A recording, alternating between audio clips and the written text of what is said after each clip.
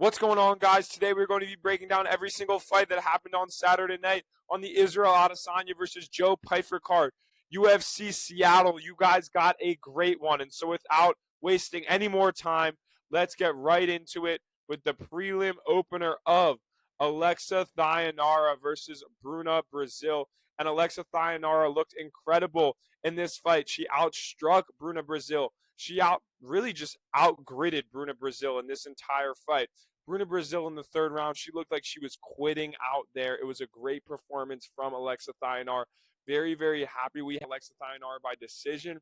She made Alexa Thayanara made Bruna Brazil. Sorry, my boys just waved to me out the window. She made Bruna Brazil look like an absolutely horrible fighter out there, to be honest. Alexa Thayanara got the amazing decision win, putting us all 1-for-1 on our predictions for the night. Very, very happy with Alexa Thayanara. And so, moving upward, don't want to waste any time on that fight. But I will say, Bruna Brazil, she looked like she quit out there. And Bruna Brazil, if you're going to quit in UFC fights, man, you do not deserve to be in the UFC. Could we see Bruna Brazil potentially on this week's episode of the UFC Chopping Block? And so, the UFC Seattle judges, they screwed my boy. They screwed my boy Adrian Yanez out of a great win. Adrian Yanez, he looked incredible out there, boxing the damn brakes off of Ricky Simone. Absolutely destroying Ricky Simone out there, in my opinion. Pieced up Ricky Simone in all three of the rounds, landed the better shots in all three of the rounds. Adrian Yanez, the only round I could have seen Yanez potentially losing was that second one, just because Ricky Simone had some of those takedowns. But Adrian Yanez looked incredible out there. And the UFC Seattle judges, they robbed my boy Adrian Yanez, and they robbed us of one of our bets at Adrian Yanez plus 460. And so not happy with this one. Adrian Yanez, he deserved the win here. I don't know how all three judges had the first two rounds 10-9 for Ricky Simone. What are they smoking? Because I want some of it. That's freaking ridiculous. And so Adrian Yanez got screwed out of a win here. Ricky Simone, maybe it was because he's from Seattle, that hometown kid, getting some of the love on the judges' scorecards, but did not look good there. Adrian Yanez deserved that win, and Ricky Simone left a lot to be desired. Adrian Yanez, great performance. Don't know how this fight was a draw. Ridiculous. Moving onwards. Navajo Sterling versus Bruno Lopez. And when we were talking about the breakdowns, I heard some YouTubers, some people saying, I'm sorry, I got to get the freaking graphic right here. There we go.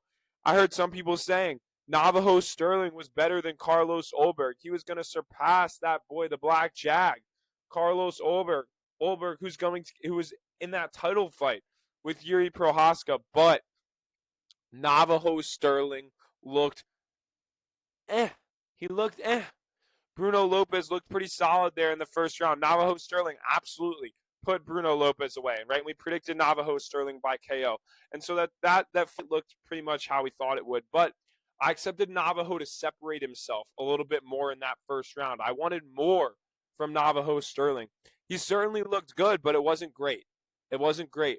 And he got the finish over Bruno Lopez. I thought there was potentially a few times that the ref could have pulled Navajo Sterling off of Bruno Lopez. But nonetheless, Navajo Sterling by knockout. We moved to, what was that? We moved to, I'll say 3-0, but really 2-0 in a push in our predictions. But Navajo Sterling with an incredible fight, a great win against Bruno Lopez, a very entertaining one to watch, clean striking from the outside. Very happy with my boy Navajo Sterling. And so, moving onward.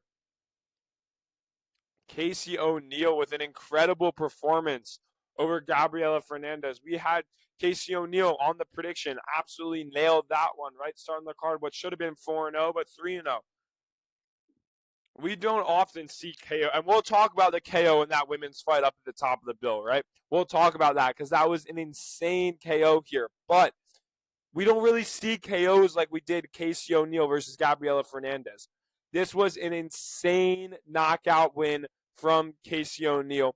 Clipped Gabriela Fernandez. Gabriela Fernandez was doing that zombie walk. The legs were all jiggly. Did not look very good in the fight. And Casey O'Neill just kind of beat her with that coming forward style, that pressure that she puts on fighters all the time. And Casey O'Neill, a great win from her. Very, very happy with what we saw. And Gabriela Fernandez, she was coming off of 3 wins in a row, right? And so what a way to halt the momentum of Gabriela Fernandez and kind of take it into your own hands. I know Casey O'Neill has had some rough fights in her UFC career, was coming off of a win but lost 2 before that. And so great to see Casey O'Neill back on the right track. And so moving upward, Marcin Tybura versus Tyrell Fortune. And Marcin, my guy, Marcin Tybura, got screwed. Got screwed. I thought Tybura could probably irked out a decision win there. But Tyrell Fortune gets the call, unanimous decision on all the judges' scorecards. And I'll say it again. They screwed my boy Marcin Tybura. They read out the judges' scorecards. They said Marcin Tybura got the victory. And then they read out the judges' scorecards. They made a mistake. UFC, Paramount, come on. We got to be better than that. My boy Tybura was celebrating his win just to have it taken away from him. Tyrell Fortune, both these guys suck, let's be honest. Tyrell Fortune, not a very good fighter. Looks like a freaking blob at heavyweight. All the good fighters are able to put Tybura away. Tyrell Fortune, you unskilled fuck, taking away the win from Marcin Tybura. My guy, the 40-year-old Tybura, I thought he irked him out there in the second and third rounds. Tyrell Fortune definitely won the first with that big takedown there. But the judges screwed Tybura in this one. Man, hearing Bruce Buffer read out the wrong judges' scorecard, man, I feel bad for Tybura. The UFC did him dirty. Paramount, you got to clean up the production, baby. And so, moving upward, I know I'm flying through these, but I know I'm getting this fight reaction to you guys late. I'm sorry, I was very, very busy the past 2 days. But Chase Hooper versus Lance Gibson, and let's be real, our guy Chase Hooper, he's just soy. He's just soy, and you hate to say it because his BJJ is up there with the best in the world, right? Chase Hooper can wrap you up like a blunt and put you to sleep. But if you can stand with Chase Hooper, if you can stop an initial takedown, and as Lance Gibson did, throw a big elbow over the top, wham, Chase Hooper will just go to sleep. He'll do his little chicken dance, and that little soy boy will just go right to bed. And so, while I love Chase Hooper can no longer be bet on unless he's fighting someone that has absolutely no pop. If he's fighting someone with 0 pop, maybe Chase Hooper can get the job done. But if anyone has any semblance of takedown defense, any semblance of pop in their hands, they're going to put Chase Hooper to sleep. And it's sad to say because Chase Hooper has the skills. We saw him against Slava Claus with a big knockdown, and I know that was just because Slava Claus was worried about what the takedown would present. But Chase Hooper looked horrible against Lance Gibson. Lance Gibson kept it on the feet with that big KO, and Lance Gibson with an incredibly heartfelt post-fight speech was lovely to see. Happy to see Lance Gibson get his first win. And maybe that split decision loss against King Green, maybe that wasn't a fluke. Maybe he is a little bit better than we all thought he was. And so, moving upward, Ignacio Bahamondes, oh my God, versus, I'll zoom in on Tofik Musayev. The cheat, Tofik Musayev. And I'll go back really quickly here so we can actually click on the fight. But Tofik Musayev is a cheater. He's a cheater. Grabbed the fence, headbutting Ignacio Bahamondes. Ignacio Bahamondes looked incredibly clean in the first round. Knocked Tofik Musayev down at the beginning of the second round. Tofik Musayev grabs the fence to hold himself up.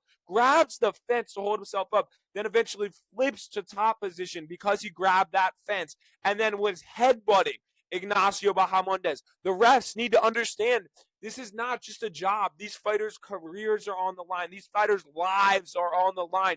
Ignacio Bahamondes, he deserved better than this. Tofik Musayev is a dirty, dirty cheat, and he got this win for no reason other than the fact that he is a cheat. He cheated in this fight. He cheated Ignacio Bahamondes out of a win. Ignacio Bahamondes could have potentially finished Tofik Musayev, but that fence grab stopped the finishing sequence, and Ignacio Bahamondes, that fence, it turned the whole freaking fight. Tofik Musayev, I don't know if that cut was open on Ignacio by an elbow or by a headbutt, but he was consistently headbutting Ignacio Bahamondes.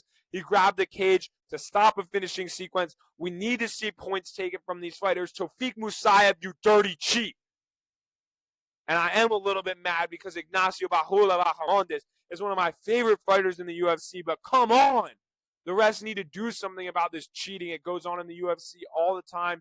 And these guys, I mean, Tofik Musayev, Nazim Sadikov, there's just a regional world in which these guys, and I don't want to stereotype, but these guys are cheating in the UFC all the time. And there needs to be a penalty for it. The UFC needs to do something about it. It's not just these guys. It's everyone from all over the world. Fence grabs, nut shots, headbutts. We need to start taking points from it. UFC, start taking notes. And so, moving upwards, Terrence, my boy, Terrence T-Rex McKinney, looked absolutely incredible against Kyle Nelson. That head kick was blocked by Kyle Nelson, and it still sat him down.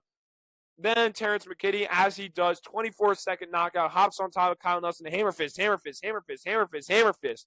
Out goes Kyle Nelson. He didn't actually go fully out. Ref steps in, stops the fight. An incredible performance from Terrence the T-Rex McKinney. Very, very happy to see him on the right side of the victory column. We know Terrence McKinney, he talked about, I'm going to be more patient in this fight. Nah. The T-Rex comes in with one. Let's click on my boy Terrence McKinney. Let's look at this. Look at that. An 18-8 record. You see that? 18-8 record. 17 first-round finishes. And oh my God, I want to go through. Does he have all of his? I wonder if it view fight history. Yeah, this is what I want to see. Terrence McKinney. All of these fights, right? All of these first-round KOs, 20 seconds in, 37 seconds in, 2 minutes in, 55 seconds in a submission, 24 seconds in a KO. He has never won a UFC fight bonus. UFC, start treating my boy a little bit better. Terrence the T-Rex McKinney constantly puts on performances. People want to watch T-Rex fight. People want to watch Terrence McKinney go after it. And so Terrence the T-Rex McKinney, an incredible performance over Kyle Nelson, getting the job done. And moving upward, my guy, Yorsi Belgarori, putting Mansour Abdul Malik in his place. Let's be honest. You see that 16 significant strikes from Mansour Abdul Malik. He kept trying to go for those spinning elbows, but he had nothing for Yorsi Belgarori. The only way Mansour Abdul Malik could have won this fight is by taking Yorsi Belgarori down. And Yorsi Belgarori looked incredible striking on the outside. And we need to put some respect on Yorsi Belgarori's name because he was in incredibly close fights with Israel Adesanya, with Alex Poatan Pereira. He's from that era of kickboxing. And that era of kickboxing has had a lot of success in the UFC. Very, very, very happy for my guy, Yorsi Belgarori. Got the prediction right, obviously, Yorsi. And it was a crazy and entertaining fight, right? Yorsi defending takedowns, piecing up Mansour Abdul Malik, putting the pace on him, putting the pressure on him. 2 knockdowns in the fight. Eventually got Mansour Abdul Malik out of there. Very late on the fight, Yorsi Belgarori, that's his second straight third-round KO. 2 fights in the UFC, Azamat Bakoyev, third-round KO, and Mansour Abdul Malik, third-round KO. Yorsi Belgarori trains with Alex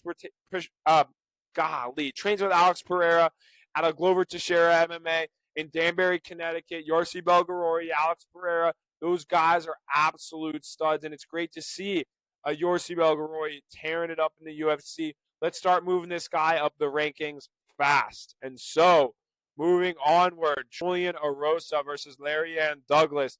And we called this fight. You watch Larryanne Douglas's regional MMA fights. And if you watch Larryanne Douglas's regional MMA fights, you know this guy just slings it. He does nothing but sling it. Let's be real. He's one guy whose nickname in the UFC really stands for something. It really stands for something. He's the gunslinger. And he throws absolute bombs. 2 knockdowns for Larryanne Douglas does him a disservice. He had 6. I went back and watched the fight again. 6 knockdowns. He was sitting down Julian Erosa with a freaking jab. And Julian Erosa is no bum.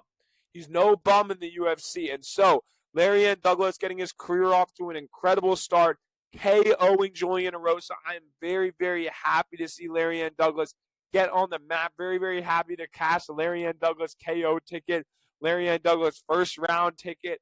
Absolutely. We just knew. We just knew if he connects with Julian Erosa, it's lights out. And let's be real. Let's be real. 2 knockdowns. I said it before. I'll say it again. 2 knockdowns is Larry Ann Douglas a disservice because Larry Ann Douglas deserved a knockdown record. He knocked him down 6 times. And so Larry Ann Douglas, great performance, great win, great fight to watch. This UFC Seattle card had bangers. It was finish after finish after finish. Crazy amount of knockouts. Wonderful to see. And so moving onward to Nico Price versus Michael Chiesa, and I'm not even going to say anything. Wow, my God, UFC website, get it together. Freaking glitches and everything. But let's be real. Michael Chiesa, retirement fight. Few guys get an opportunity like this. Few. And I'll go, I don't know if anyone gets an opportunity like this. Dustin Poirier got a chance to go out like this, right? In his home state, Louisiana. Michael Chiesa gets a perfect matchup in his retirement fight. Nico Price initiates the grappling, man. Nico, what are you doing? Why are you initiating the grappling with Michael Chiesa? There was no resistance on that Michael Chiesa choke from Nico Price.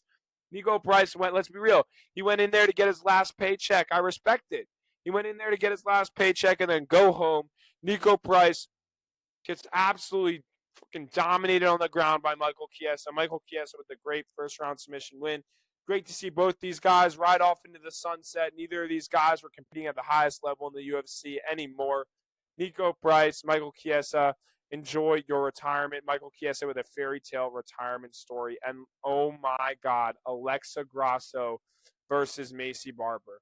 This was one of the best finishes, not just in women's MMA, one of the best finishes I have seen in my life. Alexa Grasso hits Macy Barber, knocks her down early on in the first round, and she was on her back in 3 seconds. And less than 3 seconds would be doing her a service. Alexa Grasso wrapped up Macy Barber's back and was on that shit in half a freaking second.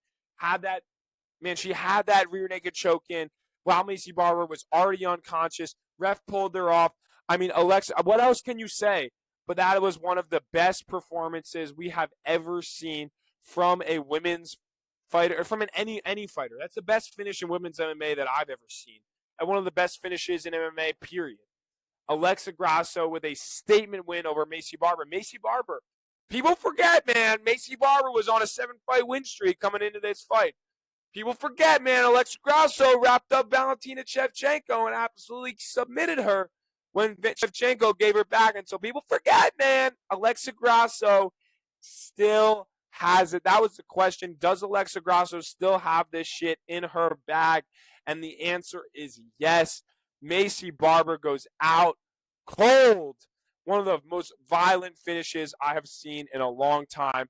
An incredible fight to watch. A great finish from Alexa Grasso. And so moving on, the main event of the evening, my guy, Israel Adesanya. It is time to retire. Your 4th straight L, and this time losing to number 14 in the rankings in Joe Pyfer. And it's not that Joe Pyfer is bad, but man, it hurts to watch Israel Adesanya keep losing and losing and losing and losing. And I know, as he said, don't worry about me. I'm coming back. I'll be back here soon. No matter how many times you knock Izzy down, he's going to keep getting back up and moving forward. And that's one thing I totally respect about Israel Adesanya, but let's be real. Man, Izzy is not the same guy he used to be.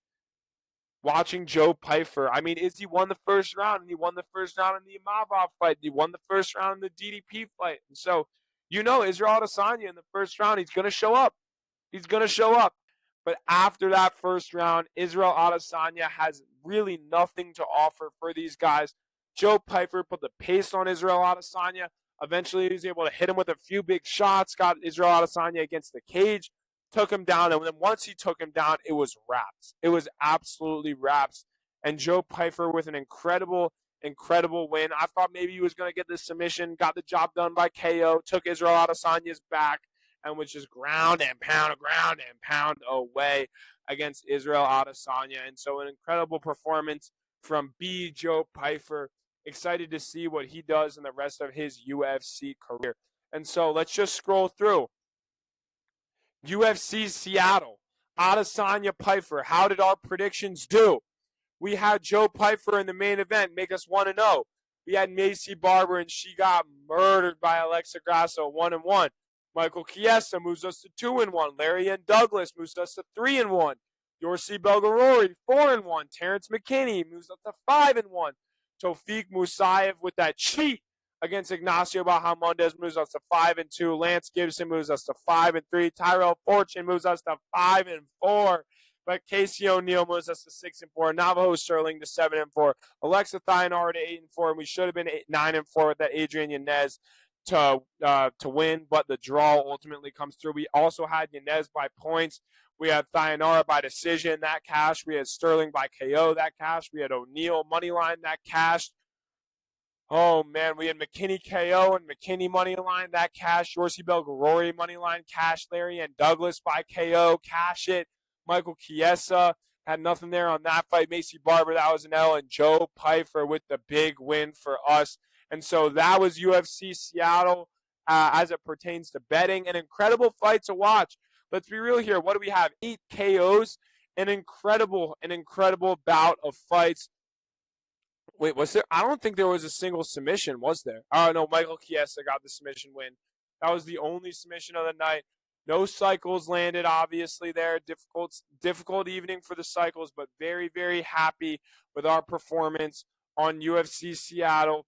Israel Adesanya versus Joe Pyfer. That one was certainly a banger. Let me know what you guys think about the fights in the comments section, and I will catch you guys on the next episode. If you enjoy content just like this, make sure to like and subscribe. Peace.